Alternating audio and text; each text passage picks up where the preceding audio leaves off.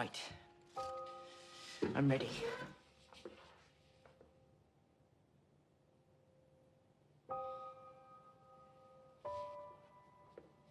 I have to go. I'm late for the trial.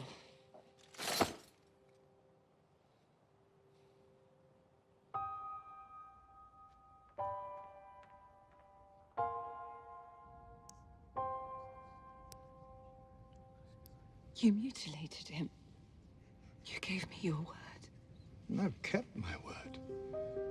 Once the Queen Mother's trial is concluded, Brother Loras is free to leave. And where is the Queen Mother? Her litter never left the Red Keep. It appears the Queen Mother doesn't wish to attend her own trial. Go to the Red Keep and show her the way.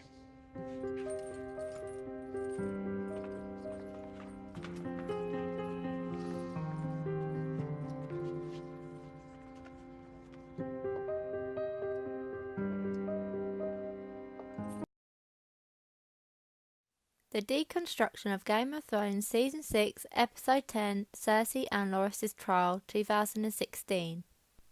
Directed by Miguel Sapochnik. Cinematography by Fabian Wagner and edited by Tim Porter.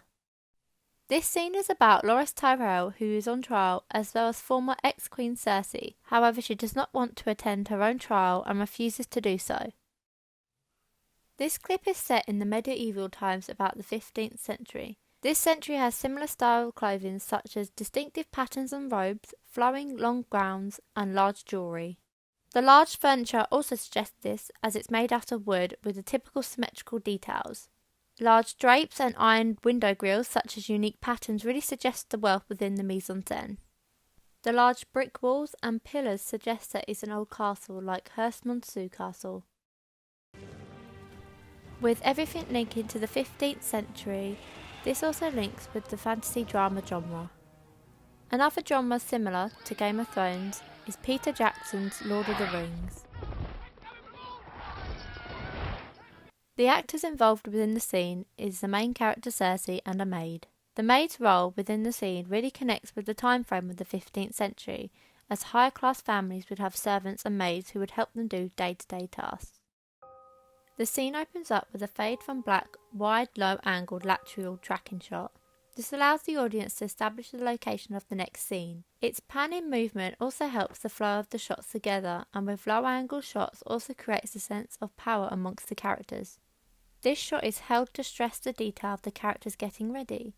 This to the audience makes them aware that something big is going to happen today. By using hard, low-key, on-screen lighting helps emphasize the contrast of good and bad with the uses of silhouettes.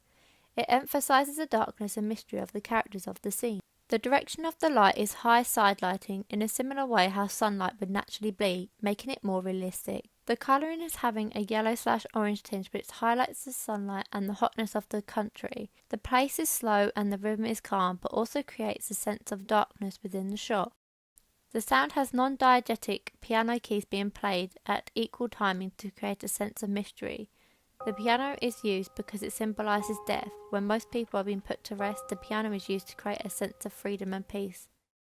This then does a straight invisible cut which helps keep the flow moving. A pyrolysis is used as a prop within the scene, creating distinctive soft patterns and shapes on the floor. This is done by using the sunlight as on-screen lighting. This helps create contrast within the fall-off and also helps capture the realism of the scene without it looking artificial. And with the shadows being soft, it benefits with the sunlight. A high-angled medium-long shot suggests this is from a taller person's point of view. The character is not centre eye trace and is sitting in the corner. This may suggest he might not have a big role to play within the scene. As well as Cersei, Tommen is also being silhouetted. This implies that some sort of darkness is following him. Right. This then cuts down to a medium close-up of his reaction. The depth of field is slightly blurred to assist the audience eye trace. The colours and costume Tommen is wearing are golden colours, large jewellery, such as a crown. This suggests that he is a king, and contains lots of wealth and power. Lighting on his face is soft, but has some sort of shadows on the left-hand side. This may suggest something evil is behind him. This then does a cut and action, followed by a medium shot. The lighting flares that flow through his crown really apprehends the detail of the shot. It marks a unique sense of godlike lighting as it's shown on him. This emphasises the authentic beauty of the shapes, giving the impression of a noble and innocent man. This lighting is a lot more softer with the use of high-key lighting. Sound effects are also used as he pulls up the chair, and the piano notes are still continually being played. Low-angled point-of-view panning shots help build the suspense between the two characters, and makes the audience feel intimidated. There isn't much lighting on the mounting, however parts of his armour does capture some of this light. This creates the impression of sharp and defiant, and follows on with the sense of danger. The detailing to the mountain's chest plate contains weapon marks. This also captures the strength of the character and emphasises the fact that he can defend himself but also can harm others. Over the shoulder, medium, long, forward tracking shot as Tommen approaches him. I'm late for the trial. The depth of field is the opposite of a shallow focus shot. This is an interesting choice, but allows the audience to understand that Tommen is the focus point. A medium close-up and low-key lighting is used to capture the darkness as the mountain stops Tommen from leaving the room. A high-angled, over-the-shoulder shot is also used to show the emotions of Tommen as he suddenly becomes aware that he isn't allowed to leave the room, despite him being the king. With this angle, it emphasises his vulnerability. Straight cuts are used for a medium close-up shot of Cersei. In contrast, Cersei is wearing all black. This really reflects the visual content of the narrative, as other characters are wearing a range of different colours, especially Tommen, who's wearing golden colours, which contrast to Cersei. She is dressed in black. The fact that the scene emphasises the detail everyone getting dressed in the morning protrudes the narrative along, as black engages in death, almost foreseeing the future. Extreme close-ups are usually used to express emotions and used as transition shots for the next scene. This helps progress the narrative along, and also gives the audience some context, as the next shot is a close-up of where the blood is coming from. With the scar on Loras's head really connects with the 15th century and the brutality that era was. This is a characteristic of the show, which makes it memorable to the audience. This then does a pulled focus shot. By doing so, helps keep the audience eye trace, but also helps the audience see what the crowd is feeling about what's just happened to Loras. The scar on his head has been artistically lit, as it creates the impression that the gods are making him pure again. Soft, dark, low-key lighting helps emphasise this even further. As the background becomes in focus, the lighting is more of a soft, high-key lighting, suggesting to the audience that they are the innocent, but Loras isn't. An interesting over-the-shoulder shot is only used for the character Margaery.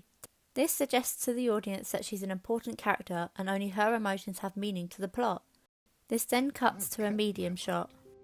These next couple of shots are lit so creatively as they create a depth of harsh outline on the characters' faces by using soft, low-key lighting, and the uses of a shallow focus shot really helps emphasise the darkness amongst the characters. As the High Sparrow is talking about Cersei, it cuts away to a medium close-up. This is used to emphasise the depth of narrative, making her true intentions come clear to the audience. By using this cutaway creates a sense that she can hear them talking about her. This is called a dialogue referent cut. This also links to Provodkin's editing techniques relating to the contrast of the good and the bad. The colouring of this shot feels rather cold in contrast to the other scenes so far. Maybe this is foreseeing the future again. Close-up of the shot is used to further express detail for the development of the narrative. The depth of field is artistically created, and the use of a close-up shot helps emphasise this detail even further. The fact that she pours her own drink after having someone help her get her dress suggests to the audience that she's becoming independent. This also creates the impression to the audience that she's becoming a stronger person. A cut on action is now used to a medium shot. The light still continues to be soft, low-key lighting. To further progress the narrative, a shot of a dialogue reference cut is also used. This allows the audience to understand what the High Scepter and Margaery are on about. This is also used in Tim Burton's Charlie and the Chocolate Factory, 2005. She had to have one of these golden tickets. I started buying up all the Wonka bars I could lay my hands on. Thousands of them. Hundreds of thousands. I'm in the nut business, you see, so I say to my workers... Morning, ladies. From now on, you can stop shelling peanuts and start shelling the wrappers off these chocolate bars instead.